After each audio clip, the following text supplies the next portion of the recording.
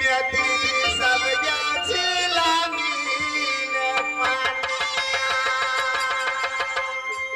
लक्ष्मण पोखरिया दियो बचै से पार यसिया जी पोखरिया दीदी गहिला सा जरा बताए पापी है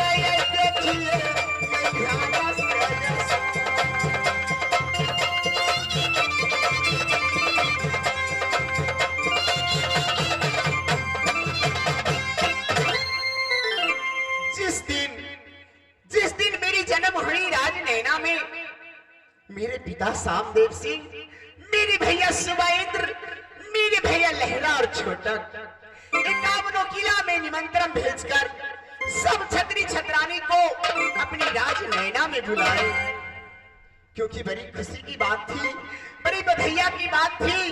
तीन भाई की भैयारी में मैं एक सुंदर राजकुमारी जन्म ली थी।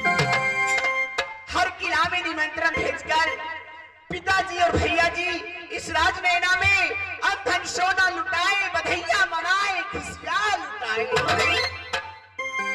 समय के साथ साथ मैं बड़ी हुई। जब मेरी उम्र 4 बरस की थी, राज नैना में मेरे भैया सुबाइंद्र अपनी गोद में बिठाकर मुझे भोजन कराते। मेरे भैया लहरा अपनी उंगली पकड़कर मुझे चलना सिखाते। मेरे भैया छोटा पलंग पे बिठा के मुझे लोरी सुनाते। बड़ी खुशनसीब थी मैं कि राज नैना में जन्म ली थी।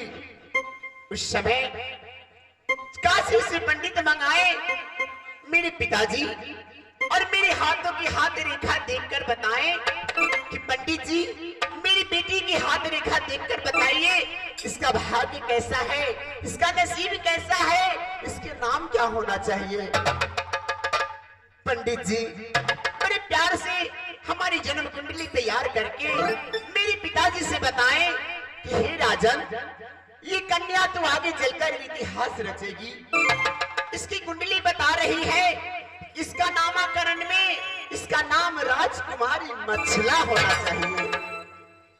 पंडित जी तो नामकरण बता दिए कि हमारी नाम राजकुमारी मछला होना चाहिए, लेकिन मेरे भैया सुबाइंद्र कहने लगा नहीं पंडित जी, कहने लगे नहीं पंडित जी, चाहे दुनिया वालों हमारी बहन को राजकुमारी मछला कहे, लेकिन मैं इसे मछला नहीं कहूंगा, क्योंकि 3 भाई की भैयारी में मेरी बहन है। मैं इसे प्यार से दुलार से सोना सोना सोना कहकर पुकारूंगा। सारी नैना में प्रधान पड़ गई, हमारी नाम राजकुमारी सोना पड़ गई। जब मेरी उम्र 12 बरस की हुई, राज नैना में अपनी रंग महल में छोटी छोटी सखी सहेली के साथ सुप्रीति मौनिया लुक्का चोरी खेला करती थी। लेकिन अब आई है जवानी, मेरी 16 बरस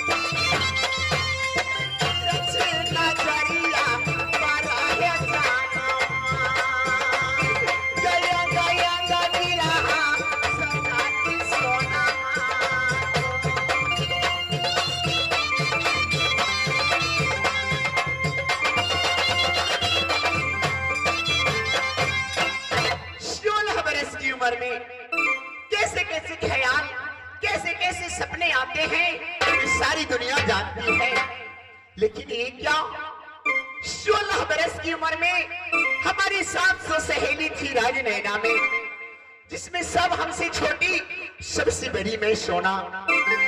लेकिन ये देखिए, सबकी शादी हुई, सबकी विवाह, सब गई अपनी अपनी ससुराल, और बाल कुमारी अब तक राज नैना में बैठी है। क्योंकि मेरे भैया ऐसे ऐसे प्रण रखे हैं हमारी शादी को लेकर, कि संसार में कोई क्षत्रिय हो उस प्रण को पूरा नहीं कर सकेगा और ना ही ये सोना की डोली ले जाएगा। तो क्या क्या हमारी शादी नहीं होगी? क्या हमारे सपने पूरा नहीं होगा? क्या मुझे सपना देखने का कोई हक नहीं?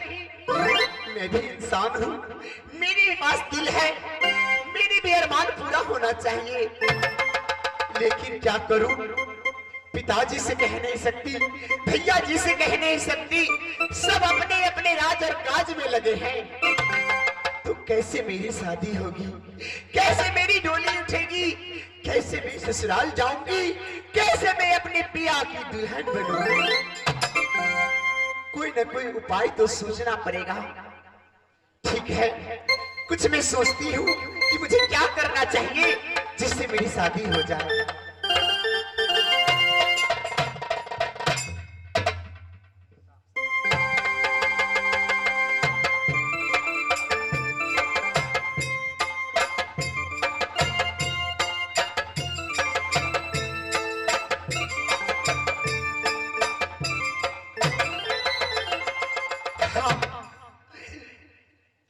बस एक बात समझ में आ रही है कि संसार में सब कोई कहते हैं कि जिसका कोई नहीं होता उसका ऊपर वाला होता है।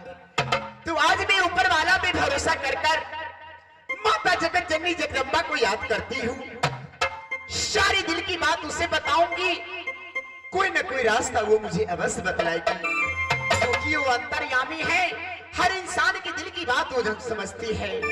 हे माँ जगदम्बा, तुम जहाँ कहीं भी हो, ये राजकुमारी सोना तुझे राज नैना से पुकार रही है। आओ मेरी फरियाद सुनो, मुझे दर्शन दो, मुझे दर्शन दो। माँ शेरो वाली आजा मेरो वाली,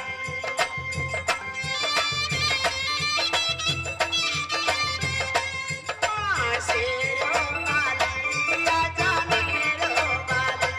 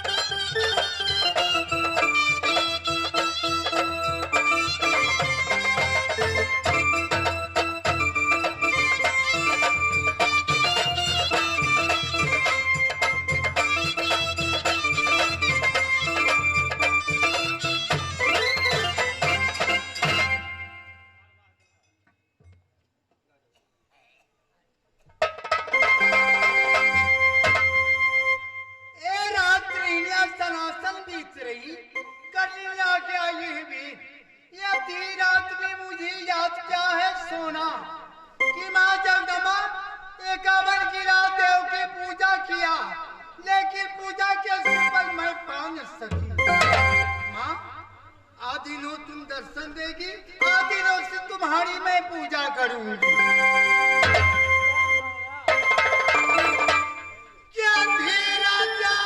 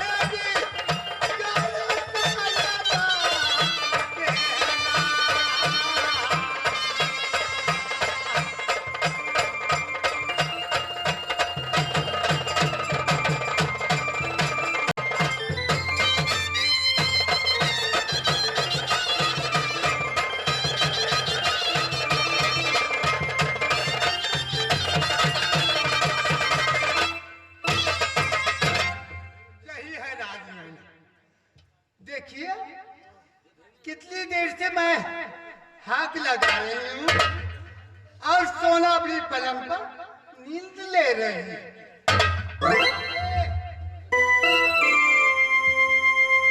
बेटी सोना गई कतया पानी में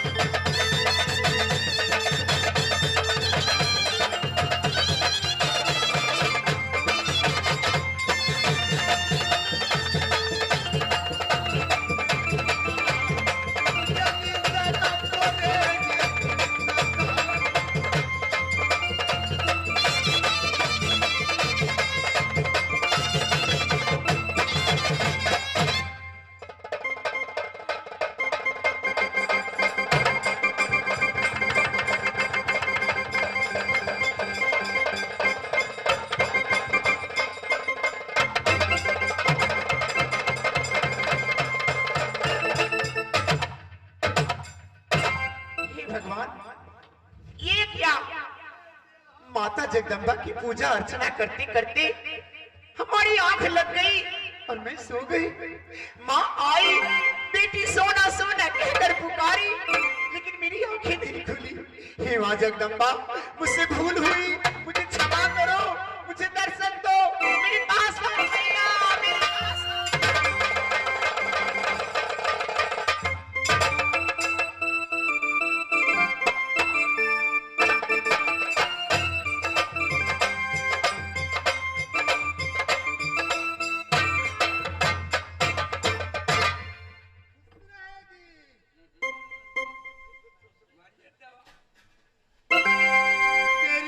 बात बड़ी के तो उच मैं कह दिल हो ए जी सोना हाँ माँ। हे के क्या तेरी घट गई अच्छा क्या तेरी घट गई जबे की बात क्या कोई छतरी ताला दिया जो नैना की बीच मजा तासे याद किया दुर्गा की दुर्गा आई नैना गहराज जे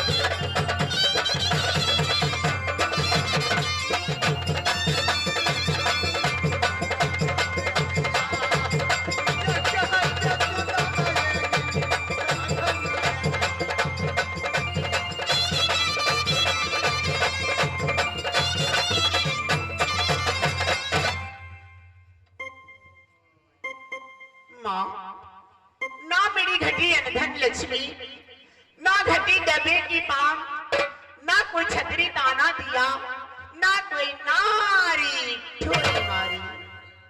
फिर बात क्या है माँ, मैं तो तुम्हारी बचपन से पूजा आरती करती हूँ। आज तक तू मुझे कभी दर्शन नहीं दी।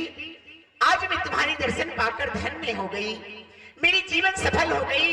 हे माँ, अब तू मुझे दर्शन दे ही दी हो, तुम मेरे साथ वचनबद्ध करो कि मैं जो कुछ भी कहूंगी, जो कुछ भी मांगूंगी, तुम इनकार नहीं करोगे।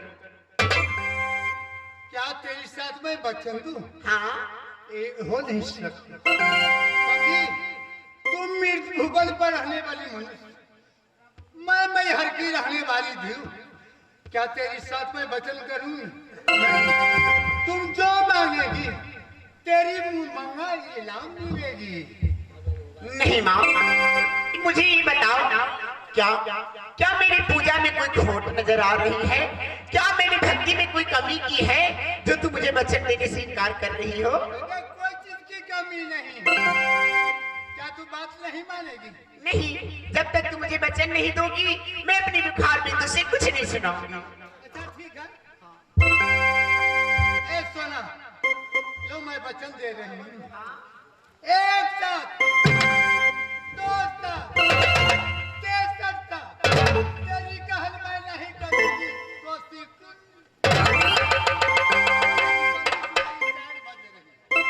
धन्य हो माँ, मैं जानती हूँ कि तुम्हारे दरबार से कोई खाली नहीं जा सकता। भला मैं तो तुम्हारा परम भक्त हूँ, मैं कैसे जाऊंगी? माँ, अब तुम मुझे वचन दे ही दी हो तो मेरी बातें ध्यान से सुनो जो मैं तुमसे कहने जा रही हूँ। आगे जल्दी कहेगी, मैं हटती ना जाऊंगी, हटती लोग बात होगी। तुम्हारे भक्त लोग मंदिर के पास खड़ा होंगे ना, इंतजार कर रहे होंगे। अच्छा माँ, तो सुनो। ए माँ, सात सौ सहेली में मेरी जगह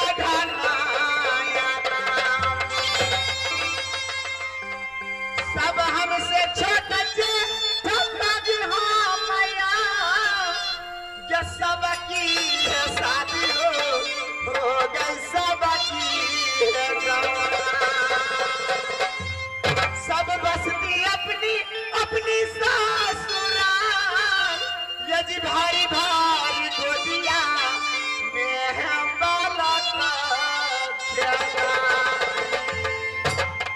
माँ के बालिए कुमारी सोना नैना मेरा गैया बाई में कुमारी रह गई राजनायना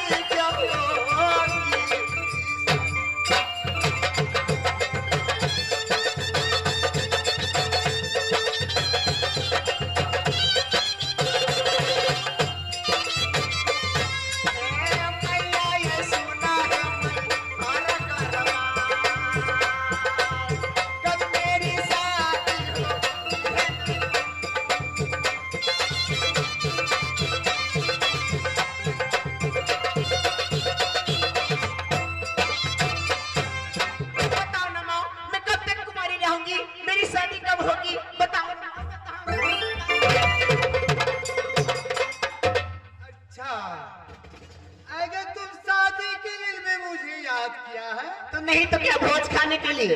अब शादी का रंग तुम सच करवाए। हाँ, जरा गौर से देखो, सबकी शादी हो गई है, मैं सबसे बड़ी हूँ, फिर भी राजी नैना में बैठी हूँ।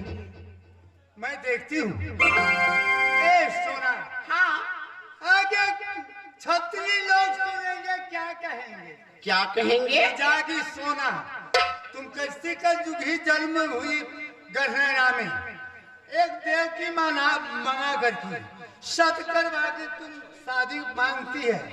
जितनी नारी लोग सुनेगी सब कि तुम दूर हो जाएगी सोना। तुम्हारी शर्म नहीं आ रही? तुम्हारी शर्म की क्या बात है? इसमें शर्म की क्या बात है? सबके अपने अपने अरमान सपने होते हैं। क्या तुम नहीं तो तुम मांगेगी बर? अगर जब तक नहीं मांगेगी तो मैं क्या जाने गई कि महिंद्र नगर में है 4 गो तेरी कि हरैया पे है 200 तेरी कि लक्ष्मी बाहर में है 50। मैं क्या जाने गई? तो सुनो, मैं जिस पुरुष से कहूंगी शादी करवाने को, तुम उस पुरुष से शादी करवा सकती हो। हाँ, तुम बताएगी? अच्छा, कहोगी तो हो जाएगा ना? बताना पड़ेगा। अरे बार बार घड़ी क्या देख रही हो? 10 बज गया है।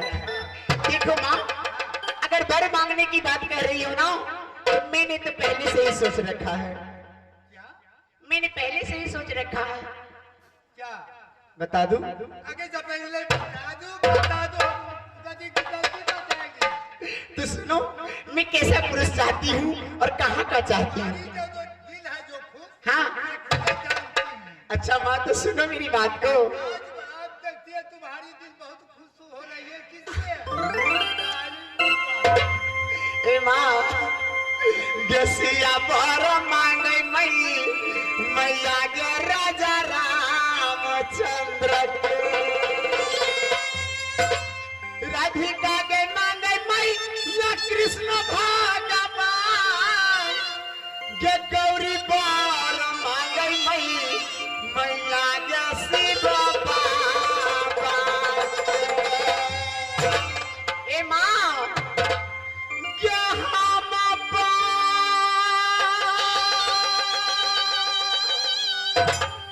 यही मांगती क्या मैया मोहब्बा गया,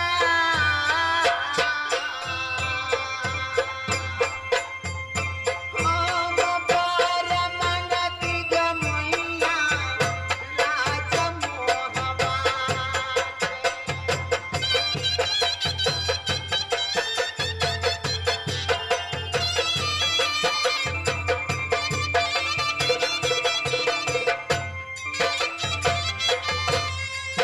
सासुर पर मांगती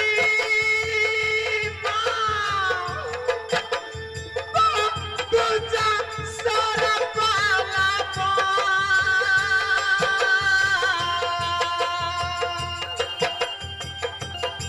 क्या सासु हो मांगती लक्ष्मीनिया सती जटे वाला।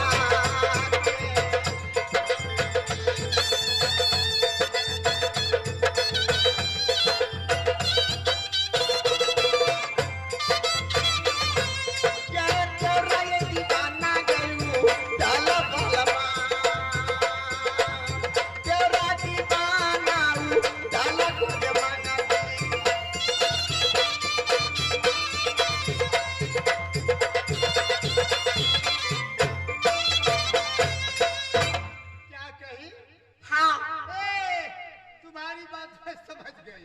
समझ गई ना? तो फिर जल्दी से करो।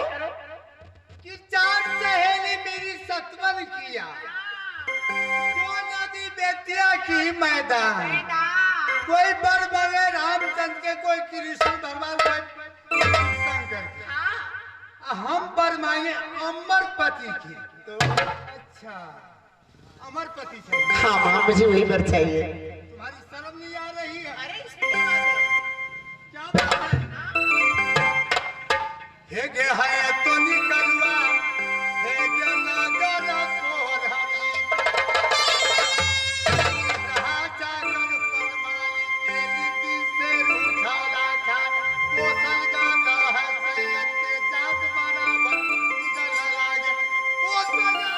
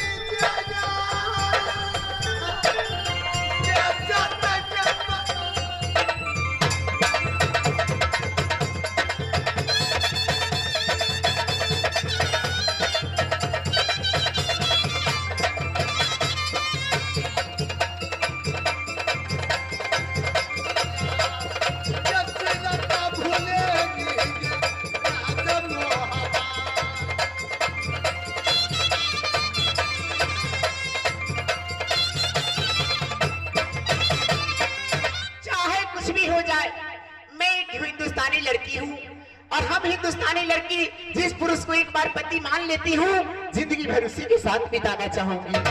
अगर तुम उसे वो वर्ष से शादी नहीं करवाओगी तो सोच लो माँ, सारी नगर में ढिंढोरा पिटवा दूंगी कि दुर्गा वचन बना के पीछे हट जाती है, अपना वादा पूरा नहीं करती, कोई छतरी तुम्हारा पूजा नहीं करेगा,